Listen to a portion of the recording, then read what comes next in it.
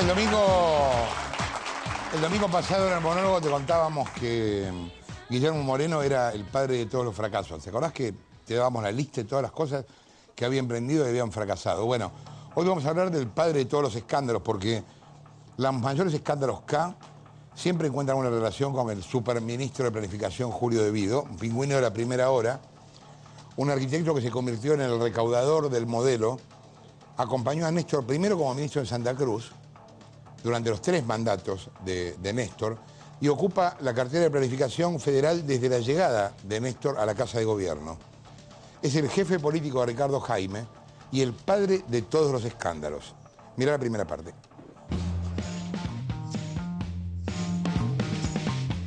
La Casa de la Pajarera.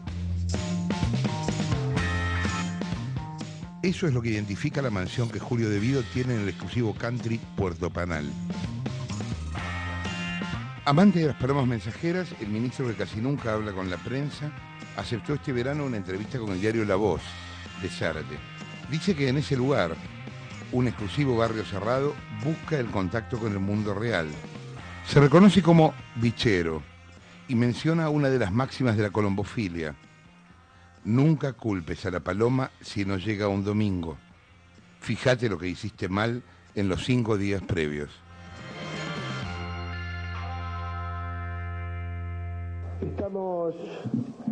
Estamos aquí, le vamos a robar algunos minutos del valioso tiempo de todos ustedes. Uno cuando analiza todas las causas sospechadas de sobreprecios, todas las causas escandalosas, siempre tienen un denominador común, que se llama Julio De Vido. ¿Por qué todos los hechos de corrupción suceden en el ámbito de su ministerio? Bueno, hay que ver primero si son hechos de corrupción. Tuvo estratégicamente puesto Julio De Vido a manejar la caja grande del gobierno kirchnerista.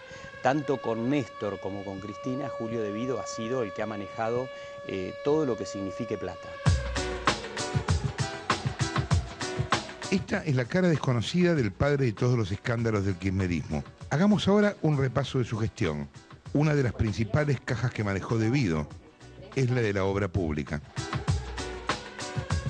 Sí, la obra pública en la Argentina, en toda la etapa del kirchnerismo, estuvo sospechada de sobreprecios. Realmente cuando uno compara a nivel mundial las obras energéticas, por ejemplo, que por lo general son estándares, siempre hay un 30, 40, 50% de sobreprecios. Hay testimonios, como la viuda de Can, que dice había que dejarle el 15 o 20% de coima por la obra pública en el baño a Julio De Vido. Yo lo único que sé es que tengo que ir a Río Gallego y un sobre blanco, sin membrete, entregarle a Julio De Vido. Este gasoducto, Juana Zurduy, La obra estaba pensada ya hace tiempo. que una central de estas está en un costo de unos 5.000 millones de dólares. Los sobreprecios encubren las coimas. La modalidad de la defraudación en la administración pública es: se paga de más una obra y por lo general aparecen facturas truchas o empresas truchas. Por lo tanto, el balance de la empresa cierra bien, pero hay plata que se pagó a proveedores inexistentes. El caso es Canca, que con facturas truchas lo que se está escondiendo son los retornos directamente a los funcionarios del gobierno. El caso Skanska es el primer gran escándalo que involucra al gobierno y consistió básicamente en una empresa fantasma que vendía facturas como proveedor y eso escondía una gran cantidad de coimas. En el medio, la empresa, esta sueca, Skanska, hace una auditoría y descubren que efectivamente se habían pagado precios, no solamente eso, sino que además estaba el gobierno involucrado. No hubo sobreprecios en las obras de ampliación de gasoductos. ¿Cuál era la responsabilidad de Vido del Ministerio de Planificación? De acuerdo con las grabaciones, quedaba claro que estaba involucrado el gobierno, ¿no? Queda a disposición de ustedes toda la información.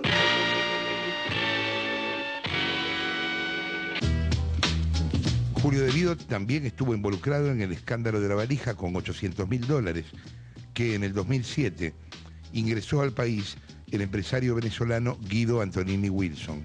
La valija de Antonini Wilson es un caso de un esquema que se repitió durante varios años, que consistió en que la Argentina le compraba a Venezuela, era un fideicomiso, le compraba combustible líquido a cambio de ganado en pie, en algún caso maquinaria agrícola. Ese fideicomiso no tiene ningún control.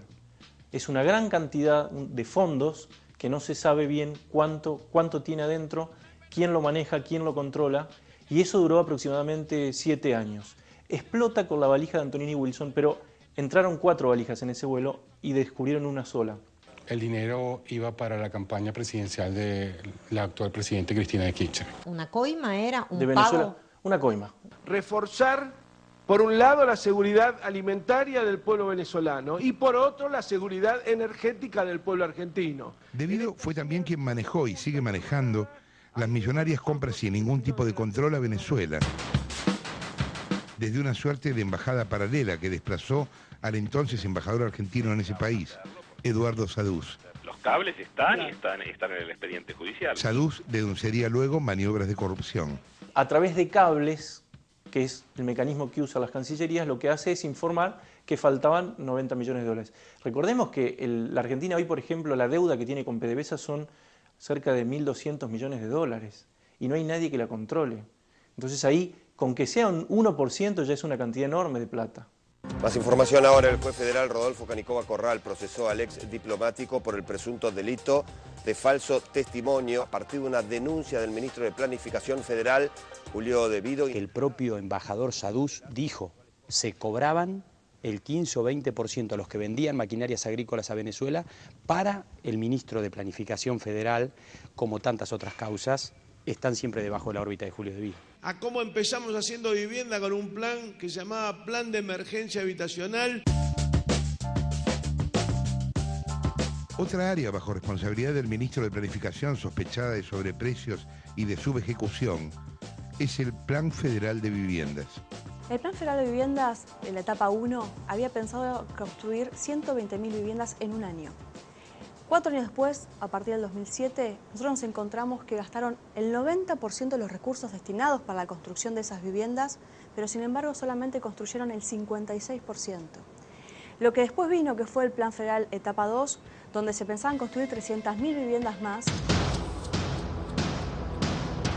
Creí en ese momento que tranquilamente se podría terminar con el déficit habitacional o avanzar bastante. Tantas veces le dije, quiero la casa, quiero la casa, quiero la casa, y no me dan bola. Una década después, hoy nos encontramos con que solamente se terminaron el 46% de las viviendas que inicialmente se presupuestaron para poder ser ejecutadas en este tiempo. Es decir, que hay 300.000 familias que hoy podrían tener su casa y sin embargo no la tienen. Joclender robó, Joclender acusado de lavado de dinero y de enriquecimiento ilícito. El caso Joclender es un ejemplo claro del desvío de fondos del Ministerio de Planificación que terminan en un nivel de escándalo, y también lo que demuestra es cómo estos recursos, cuando están de forma mal destinada, terminan perjudicando a tantas familias que estaban obviamente con la esperanza de poder tener su vivienda terminada en el corto plazo. Julio es también el responsable de la política energética acá, que terminó con el autoabastecimiento. Básicamente por una política de precios que va a contramano con lo que hace el mundo. Argentina no les reconoció nunca a los productores locales el precio que varía tanto el gas como el petróleo, y eso generó que hubiera que importar. Ese Jorge que está ahí abajo del casco disfrazado, si debe ser un frío. Esta política, además de ir a contramano del relato nacional y popular, convirtió a la empresa estatal de energía ENARSA en una importadora de combustibles. La millonaria factura para comprarlos en el exterior no para de crecer. Lo que va a gastar Argentina este año, solamente en importación de energía, por esa gestión, por esa mala gestión de De Vido, es el doble de lo que necesita Galucho para que Vaca Muerta funcione bien. Para que te des una idea de la magnitud. O sea, estamos hablando de cuadruplicar o sextuplicar la asignación por hijo. No es un fondo insignificante. O sea, la gente va al colectivo porque es más barato, porque está subsidiado. El transporte público es un calco de la política que se aplicó en la energía, precios muy bajos, no se le reconoce al operador lo que vale realmente el servicio, de hecho la gente hoy en algún caso ni siquiera paga el boleto. Pero para que te des una idea, poner el sistema ferroviario en funcionamiento como sería un tren del primer mundo, incluyendo la carga, el tren urbano y la larga distancia, saldría más o menos unos 30.000 millones de dólares. Bueno, son 2 años de malgaste energético de Julio De Vido. Por el desvío de subsidios millonarios que debían destinarse a mejorar el servicio, las víctimas se cuentan de a cientos. Existió por un lado el aumento exponencial de los subsidios y existió también una disminución en la calidad de los servicios, en donde hay menos trenes, menor frecuencia, menor seguridad, los trenes son tan viejos como antes, no frenan. El 70% de los trenes que le compran a España nunca son utilizados. Ricardo Jaime es cierto que tuvo el Festival de los Subsidios. Ahora, el jefe de ese festival de subsidios era el propio Julio De Vido, quien tenía que rendir cuentas ante el presidente de la Nación primero y ante la presidenta de la Nación después. Recordemos de alguna forma, lo que era Jaime a Néstor Kirchner, la continuidad la representó Julio De Vido, y es lo mismo que es hoy Julio De Vido a Cristina. El sistema de corrupción en el kirchnerismo fue organizado, por un lado, para no controlar, eliminando los órganos de control y hasta poniendo estratégicamente Cristina como jefa de la SIGEN, la sindicatura que tiene que controlar a la esposa del ministro de Planificación. Evidentemente es una corrupción organizada en el área de transporte, en el área de obra pública, en el área energética, y a su vez se quedan con empresas y dan concesiones a perpetuidad. El juego lo dieron al 2032 a Cristóbal López, las concesiones petroleras de Cerro Dragón al 2047, y lo que es un escándalo, dieron una concesión por más de 80 años a un amigo de electroingeniería para manejar todo lo que es el mantenimiento del transporte eléctrico en la Patagonia. Le dieron una concesión hasta el 16 de julio del 2088. Para que la gente entienda, vamos a estar todos muertos, o bien están borrachos de poder, o de lo contrario piensan que Néstor Iván, que va a tener 75 años, va a continuar el poder de ellos. Cumpliendo y haciendo cumplir, en cuanto de vos dependa la Constitución de la Nación Argentina, si así lo hiciere,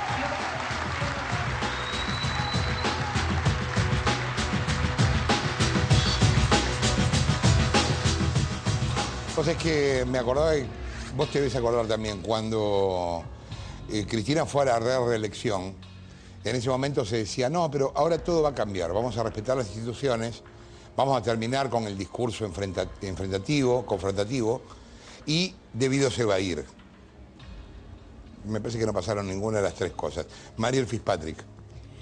¿Qué tal? Sí, ¿qué tal? No solo no se fue, sino que sigue concentrando todas las principales cajas del gobierno. Lo vimos en el informe, obra pública, importación de combustibles, los millonarios subsidios a la energía y al transporte. Tenemos que recordar, esta semana estuvimos hablando de Ricardo Jaime. Ricardo Jaime es verdad que tenía una línea directa con Néstor Kirchner, pero su área dependía directamente del Ministerio de Planificación. Y de hecho, cuando Jaime se va del gobierno, todo el esquema de subsidios para colectivos, trenes y para aerolíneas argentinas sigue dependiendo de Julio De Vido. O sea que acá se da un caso curioso, porque vos sabés que el ministro de Planificación está denunciado en innumerables causas en la justicia, pero hasta ahora nunca tuvo que dar explicaciones en tribunales. Sí, quizás funcionarios subalternos, como es el caso de Jaime, el caso de Schiavi, que también están procesados, ambos están procesados en la tragedia de Once. Jaime tiene una veintena de causas judiciales. O el caso, por ejemplo, en el Skanska, que vimos en el informe, tuvo que irse Fulvio Madaro, que era el titular de Enargas. Ahora, De Vido tiene una suerte de blindaje judicial. Sin ir más lejos, nos enteramos hace poquito que vos sabés que el fiscal Carlos Bonella, que es el fiscal antilavado que nombró la procuradora judicial de una forma muy polémica, excluyó de la acusación original que había preparado la Fiscalía de Marijuán a De Vido en el expediente en que se investiga a Báez por lavado de dinero. ¿Por qué estaba originalmente incluido De Vido? Porque el dinero que sacó Báez al exterior se sospecha que podría provenir de los sobreprecios de las obras públicas que le otorgó Báez. Vos sabés que De Vido fue y es al kirchnerismo lo que fue Dromi al menemismo. ¿Te acordás de Dromi, el poderoso el privatizador? Ministro, exactamente, de obras públicas. Y es más, De Vido lo tiene como asesor, lo puso como asesor para justamente armarse este blindaje que le permita, digamos, poder zafar de tribunales. Y la otra que lo supervisa y que lo asesora, ¿sabés quién es? ¿Quién? la mujer, Alessandra Minicelli. Minicelli, exactamente, que tuvo algo histórico en la historia. Tuvo un doble rol. Fue la síndica en la SIGEN, o sea, debía controlar a los funcionarios. De su esposo. Exactamente, lo que estaba su marido, y a la vez tenía un despacho en el propio Ministerio de Planificación, desde el cual leía todos los escritos que tenía que firmar su esposo, Julio De Vido, para cuidarle las espaldas. Bien, hay otra historia que es exclusiva, que todavía no, hasta ahora no se había conocido, que es una consultora. Y esta consultora, vinculada a De Vido, es la que hizo los grandes negocios, o parte de los grandes negocios. Los beneficiarios de las obras de De Vido son siempre los mismos y siempre tienen conexiones con el exterior, sobre todo con Venezuela. Rutas, túneles, represas enormes, renovación de vías. O sea, es que aunque las obras las ejecuten distintas empresas, ellos siempre están atrás. Te mostramos ahora qué es y quiénes integran la consultora Consular. Míralo. ¿Qué tienen en común Yacyretá, el proyecto de la represa Condor Cliff, el proyecto de la represa Garabí, obras en una decena de rutas nacionales y hasta un proyecto para renovar las vías del Belgrano Cargas? Es una obra que, si tomamos la cuota parte de Yacyretá, es prácticamente igual que la parte argentina. En principio, que son todas obras multimillonarias, siempre anunciadas por el Ministerio de Planificación. Somos kirchneristas, que es la visión última del peronismo, la que tiene la misma vocación transformadora de Perón y Eva Perón. Pero lo que las termina de unir es que quien hizo los trabajos de consultoría y diseñó los pliegos de todos los proyectos fue, llamativamente, siempre la misma empresa. ¿De quién hablamos? De Consular, una consultora que hoy manejan los agrimensores santacruceños Jorge Donini, Jorge Pinto y Guido José Ambrosi, tres viejos conocidos del ministro Julio De Vido en la época en la que ninguno era nadie. Bueno, De Vido admite conocerlos desde los tiempos de Santa Cruz. No sé si hay alguna otra vinculación societaria, pero que claramente son amigos, eso no me cabe duda. Julio De Vido trabajaba en aquella época, cuando se instala en Santa Cruz, en la empresa Rodríguez Carrera, donde también trabajaba Ambrosini, ¿sí? Donde evidentemente Donini y Pinto eran profesionales contratados por la empresa. Luego el hecho de que haya sido funcionario, en el caso de Donini, por Catastro, evidentemente lo vincula también a Julio De Vido, que era ministro de Economía y Obras Públicas en esa época en la provincia de Santa Cruz. Estos tres desconocidos que trabajaban para constructoras y arquitectos modestos de la provincia compraron Consular en 2005, una empresa con experiencia en el mercado, pero que durante la era K se transformó en protagonista relevante de los más importantes negocios de obra pública. Para ganar algunos negocios o poder tener algunos contratos, se debe pasar por esa consultora. ¿Qué significa eso? Se paga por el contacto, y el contacto aquí es el ministro de Planificación. Bueno, buenos días a todos y a todas. En poco tiempo ganaron gigantescos contratos para asesorar al ministro De Vido en la mayoría de las grandes obras públicas de la era K, algunas de las cuales fueron también construidas por ellos mismos. En 2005, cuando todavía no contaba con el apoyo de Julio De Vido, Consular cobró 35.000 pesos por sus trabajos en Vialidad Nacional. Ya con el desembarco de los allegados al ministro en 2011, solamente de la Dirección Nacional de Vialidad, Consular cobró más de 4 millones de pesos.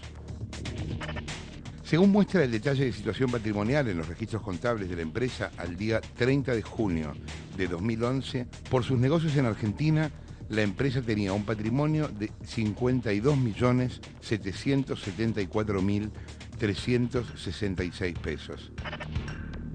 Estos documentos internos de la propia empresa demuestran que intervinieron en proyectos como el plan de ampliación de Yacyretá.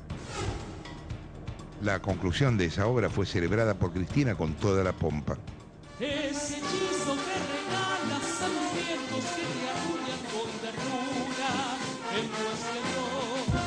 Otra conquista de Consular fue ganar la preadjudicación para la realización de los proyectos y la documentación técnica licitatoria de Represa Garabí, un emprendimiento binacional con Brasil, presupuestado en unos 4.200 millones de dólares. Nacional Garabí sea un ejemplo de eficacia, de eficiencia y fundamentalmente de contacto También obtuvo el planeamiento de la monumental represa Condor Cliff, ahora rebautizada Kirchner-Zepernik.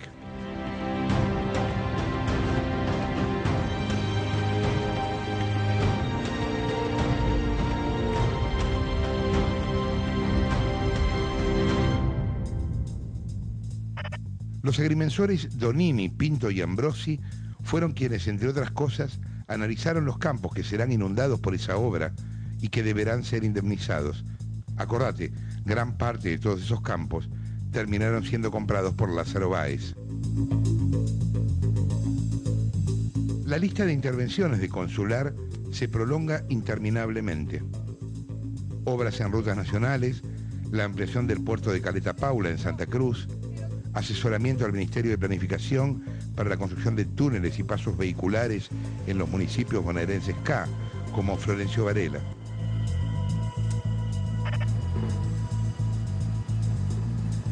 También hicieron trabajos para ENARSA, como el desarrollo de la planta de regasificación de gas natural licuado de la Argentina, e intervinieron en el plan de renovación total de las vías del ferrocarril Belgrano-Cargas en 3 provincias.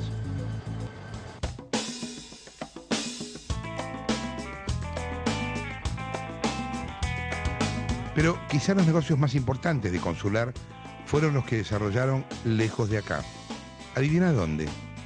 En la otra patria, amada y 1000 veces visitada por el ministro de Vido. Sí, en Venezuela. Mi comandante. Al calor de la gestión chavista, en pocos meses los amigos del ministro montaron negocios millonarios. Consiguieron que el gobierno de Chávez los contrate para hacer 10.000 viviendas. Mira que no lo cree la gente que yo pinté ese cuadro. En un acto donde estaba Hugo Chávez y donde estaba Cristina Kirchner, y fue un acto muy recordado porque Hugo Chávez le regaló a Cristina un cuadro que Gabriel había pintado donde se lo mostraba abrazado a Néstor Kirchner. Fue muy emotivo ese acto. Se anunció sospechosamente un acuerdo para la construcción de 10.000 viviendas en el estado de Carabobo a cargo de la empresa Conlat. Se suscribieron 2 acuerdos. El primero para la construcción de 10.000 viviendas en el estado de Carabobo con la empresa Conlat. Un mes después aparece por primera vez Conlat mencionada en el boletín oficial. O sea, Conlat es consular. Conlat es consular en la sociedad con Latinoconsul. Ahora, se le asignan 10.000 viviendas en Venezuela a nombre de Conlat y Conlat no existía. Tuvieron que hacer el trámite posteriormente para bautizar la empresa. Cuando usted indagó sobre la empresa, ¿cuáles fueron las contestaciones en el gobierno? Prácticamente que era una empresa que no tenían los antecedentes en el Ministerio de Relaciones Exteriores, porque como eran acuerdos privados entre el Estado venezolano y empresas privadas, no tenían ningún tipo de información para aportarnos al respecto de la empresa. La verdad que es bastante sugestivo porque no me parece que nadie pueda golpear, decir vi luz y bueno, quiero que me incluyan en un convenio entre 2 países. Creo que esto no funciona así. No fue todo. Asesoraron al chavismo en la construcción y remodelación del frigorífico industrial de Barinas, Fribarsa. Construyeron con el Instituto Autónomo Corporación de Venezuela Agraria 5 centros de producción e investigación de papa. Y también levantaron 2 laboratorios biotecnológicos para la mejora ganadera en Venezuela. Consular empezó a trabajar en 2006. Ya en 2007 estaba en Venezuela. En 2011 estaba ganando una licitación para un proyecto de 10.000 viviendas y en 2012 ya estaba ganando la licitación para Garabí, que es la represa más grande que va a ser Argentina en los próximos años, junto a Brasil. El crecimiento es exponencial, nadie puede crecer en 5 o 6 años como creció esa consultora. Esta es la historia de otros 3 santacruceños afortunados, otros 3 hombres, agrimensores ellos, que supieron hacer valer sus contactos para concentrar lo que jamás imaginaron que iban a tener. Ellos también pueden decir, gracias Julio. Nico Weñasque. La verdad que es muy impresionante ver el listado de todas las obras en las que participó Consular. Es muy impresionante. Muchísimas rutas, hasta vías de tren y hasta cosas que afectan en la vida cotidiana, como por ejemplo la tarjeta SUBE. una de las empresas que auditó la tarjeta SUBE es socia de Consular. ¿Qué tiene que hacer Consular? Que la manejan agrimensores y que tiene que ver con la obra pública metiéndose en el negocio de la tarjeta SUBE. Bueno, obviamente está la vinculación con el ministro de Planificación, Julio De Vido. Recién Graciela Ocaña en el tape nos contaba lo que le había contestado a la Cancillería cuando ella pidió explicaciones por el contrato entre Consular y el gobierno de Venezuela. Le dijeron que era un acuerdo entre privados. Bueno, eso no es así. Yo tengo acá el acuerdo que firmó Julio De Vido con el gobierno de Venezuela y muy claramente dice en el artículo 4, en el artículo 3, que el acuerdo es entre el gobierno de Venezuela y el gobierno argentino y que las contrataciones para hacer esas 10.000 viviendas se tienen que hacer bajo la ley argentina. Bueno, ¿por qué el gobierno argentino eligió a dedo a Conlat para que haga 10.000 viviendas? Es un gran enigma. Después crecieron muchísimo más en Venezuela y se ramificaron sus negocios hasta la biotecnología vacuna, una cosa que acá nunca habían desarrollado. El gran contacto, me dicen fuentes del mercado y fuentes que conocen mucho Consular, de Donini, Pinto y Ambrosi con el gobierno venezolano es Olaz Sagasti, el secretario privado de Julio De Vido, un personaje con cada vez más influencia. Último dato de los dueños de Consular, los tres, muy contratistas del Estado, aportaron dinero en la campaña de Cristina Kirchner. Pinto, Donini y Ambrosi. Lo llamativo es que Donini, en un informe que hizo la coalición cívica sobre los aportes de campaña, está señalado como el aportante fantasma. ¿Por qué? Porque su número de documentos no coincide con el real. ¿La plata era verdadera o falsa? No sabemos bien. Dónde salió. Mirá esta otra historia que De Vido no puede desconocer. Su hijo mayor, Facundo, y su vocero en el ministerio, su actual vocero del Ministerio de Planificación, armaron juntos una radio. Todo bien, pero lástima que la radio es ilegal. Escuchaste bien, ilegal. Es una frecuencia que está suspendida por el AFCA. ¿El ministro no lo sabe? Debido... A ver, contrataron incluso figuras de primera línea para la radio. ¿De dónde habrá salido la guita? Mirá. Tengo la última, que es... Ay, me encanta esta noticia. El tren que es más rápido que un avión. Increíble. Un proyecto que a ver quién pone, ¿no? No Después... es para un conurbano, no es. Olvídate. Lo que acabas de escuchar es Malacostumbrados, un programa de la FM Actitud Rock. Pero nos identificamos más por lo que queremos decir que por lo que cómo nos queremos hacer escuchar como sonido musical. Su conductor es Facundo De Vido.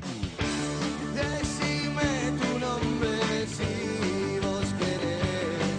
Sí, el hijo mayor y rockero de Julio De Vido, el todopoderoso ministro de Planificación. Míralo en este videoclip de su banda, a la que bautizó Pista 2. Sexy, sexy, sexy. Ahora, Facundo De Vido despunta otro vicio, el de conductor radial en una FM que no tiene permiso para funcionar. Actitud Rock arrancó con su programación el pasado 11 de julio. Podés escucharla en el 101.9 del dial y también por internet en www.1019actitudrock.com.ar. No solo no tiene permiso para funcionar, tampoco tiene publicidad. No tiene una sola tanda. Sin embargo, debutó con un equipo de figuras reconocidas. Acá estamos en 101.9, haciendo humo. Sin H. Yo. Bobby Flores. Algunos de ustedes me conocerán como cantor. Iván Noble, Anabel Cherubito y Fena de la Mayora, entre otros. Y me vas a escuchar en la 101.9 los martes. En su staff figuran también los periodistas Sebastián Fillol, de la agencia oficial Telam, y Fernando Amato, de CN23, el canal del Ultra K, Sergio Spolsky. Y yo también voy a estar en 101.9. En este edificio se hicieron las primeras entrevistas y castings para entrar en Actitud Rock. Estamos en Monroe 3994, donde hasta hace poco tiempo funcionaba la fábrica de ideas Sociedad Anónima. En algunos casos, a los periodistas y técnicos les ofrecían hasta el doble que sus sueldos en sus trabajos actuales. Además, las primeras facturaciones de la radio fueron a nombre de esta empresa. Las contrataciones de los periodistas y las figuras de la radio fueron realizadas por Diego Mandelman, otro nombre que conduce a Julio De Vido. Mandelman es el actual responsable de comunicación del Ministerio de Planificación. Bueno, así es, muchachos, todos a votar, a no faltar, a hacerse responsable, a ayudar a la causa. Estamos en los estudios 0DB en Gascón al 1100. Desde aquí hoy se emite Actitud Rock hasta que terminen de construir su edificio propio en Cabildo y Dorrego. Vamos a ir a escuchar un tema mientras esperamos. Escuchen lo que está sonando de fondo, es nuestra apertura hecho por Facu, un artista de primera, líder de Pista 2, que están llegando junto con Tony.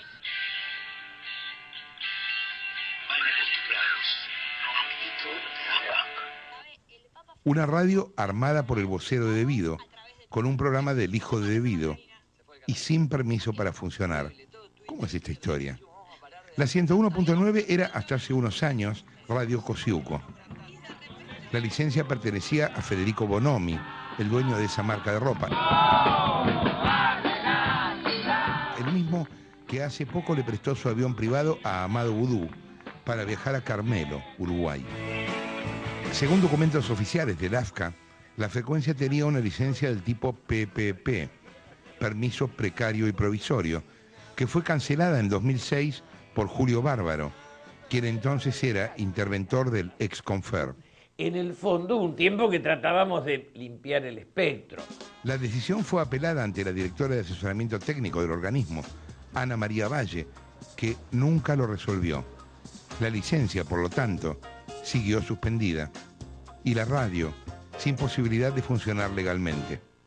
La ley no va a hacer nada porque por ley está prohibido, por ejemplo, vender más del 40% de un medio. Adelante de tus ojos y los míos se vendieron radios enteras y la ley lo dejó pasar. Entonces, insisto, la ley no es una estructura, sino un instrumento para acariciar leales y perseguir quienes opinan distinto. Sexy,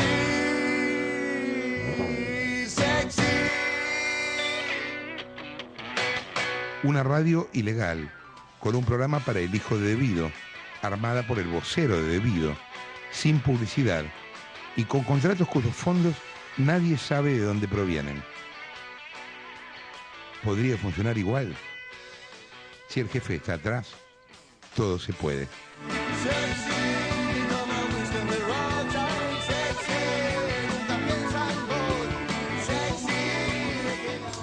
Algún día esta radio será tuya, hijo mío, bien. Pero para que no haya peleas familiares, me imagino, el hermano de Facundo también tiene sus negocios. En este caso, negocios en Rosario. El negocio que tiene Facundo junto a su hermano Juan Manuel. Juntos tienen una empresa que se llama D&S. Miraron al tape. Que esa magnífica formulación de edificios que ha significado además que mucha gente ha ganado mucho dinero. Es cierto, como dijo Cristina, mucha gente ganó mucho dinero con el boom inmobiliario de los últimos 10 años en Rosario. Los megaemprendimientos convirtieron la zona del río en una suerte de Puerto Madero. Centros comerciales, torres de alta gama, guarderías náuticas de lujo. Todos proyectos que garantizan un alto rendimiento económico.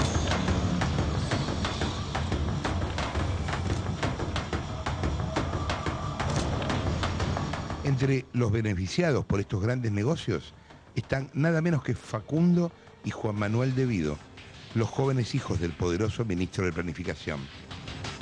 Facundo y Juan Manuel comparten la propiedad de la firma D&S, que se presenta como realizadora de servicios de construcción, pero que no registra ninguna actividad como tal. Los Devido Junior no construyen, pero invierten, comercializan y ganan. Llegaron a Rosario para comercializar Maui, uno de los proyectos más ambiciosos de la zona, que tiene dos firmas inversoras, Servicios Portuarios S.A. y Desarrollos Inmobiliarios Fernández Prieto, la empresa ícono de Puerto Madero, que se expandió a la par del kirchnerismo y que tiene como propietario a un amigo íntimo de Facundo Devido, Rodrigo Fernández Prieto.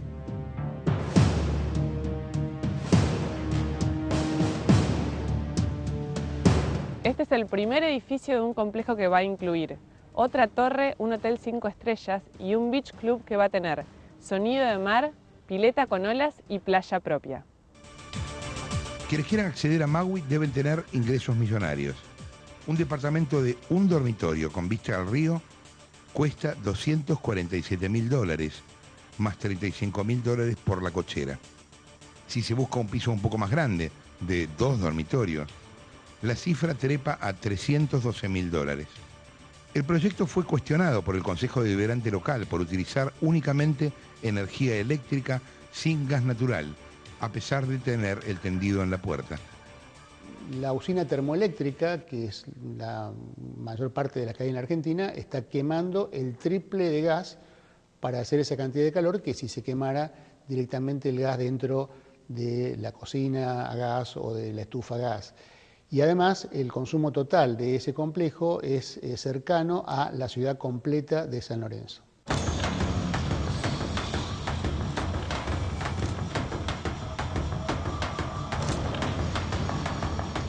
Los negocios de la familia De Vido en Rosario no terminan en Maui. Acaba de reingresar al Consejo Deliberante local un megaproyecto para levantar un centro comercial en unos lotes del Club del Ministerio de Obras Públicas. Y los inversores son, otra vez, los mismos de Maui.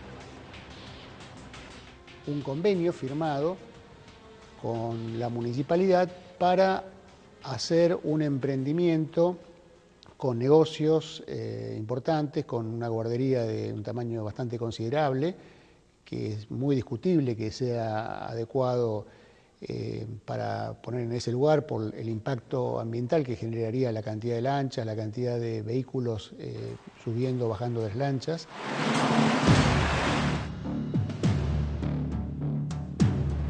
Las inversiones de los jóvenes De Vido en la zona abarcan otros rubros. En Granadero Baigorria, pegado a Rosario, está en pleno desarrollo Tifón Water Planet, un proyecto ambicioso de amarras que se vende como único porque lleva la firma de Pininfarina, la reconocida marca italiana que diseña Ferrari.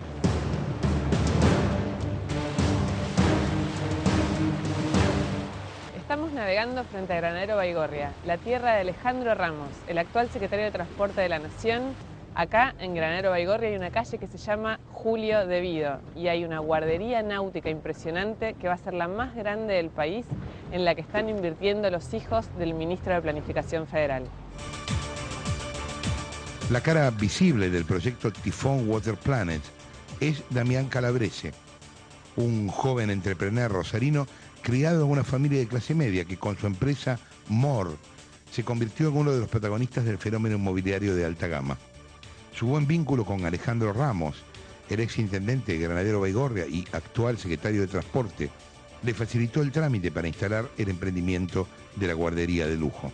Estas son la continuidad de la costanera, pero aquí se interrumpe con el tifón, o sea que es algo que realmente nos preocupa, habida cuenta de que en la gestión de la aprobación en el Consejo Municipal se presentó el 12 de enero del 2012 y se aprobó al día siguiente en una sesión extraordinaria en la cual yo como opositor ni siquiera fui notificado ni invitado a participar. Los De Vido ya tenían una calle con su nombre en Granadero Baigorria y van por más. También tienen sus negocios.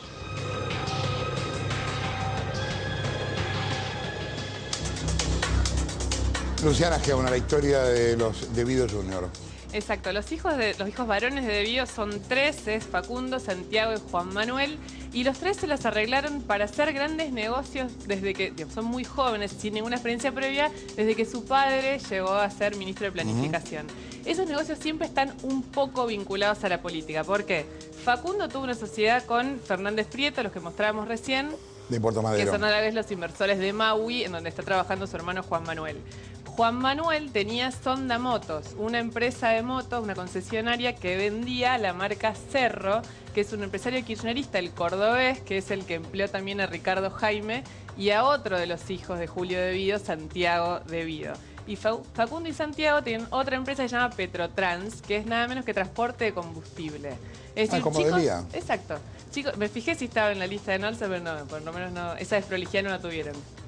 Los chicos son jóvenes, sin experiencia y todos los negocios tienen alguna relación con empresarios vinculados al poder. Y por esa razón, en la única causa por enriquecimiento ilícito que tuvo Julio De Vido, también fueron investigados sus hijos, justamente porque tenían una cantidad de sociedades que había que ver cómo se habían creado y qué se hacía en realidad dentro de esas empresas. La causa fue cerrada en tiempo récord, la causa madre de Julio De Vido por enriquecimiento ilícito, por el juez Arauz de la Madrid, ¿te acordás? Ajá, el que no pasó el examen. Exactamente. Bien. Perdón. Néstor. Che, la Nata. ¿Cómo anda, Néstor? Feliz día del amigo, Bueno, la Nata. muchas gracias, Néstor. ¿Con quién la pasaste ayer? Con tu perro debe ser, porque debe ser el único amigo que te queda.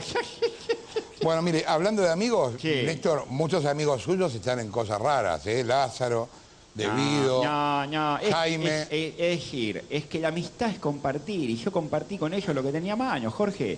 Subsidio, licitaciones, tierras fiscales, Mejor eso que una botella de vino, Jorge. Chau, la Nata, chau. Escúchame. Cuando termine el programa, andá a la calle de Mañeto a ver si por el Día del Amigo te dejo algún sobre. Bueno, hasta luego, Néstor.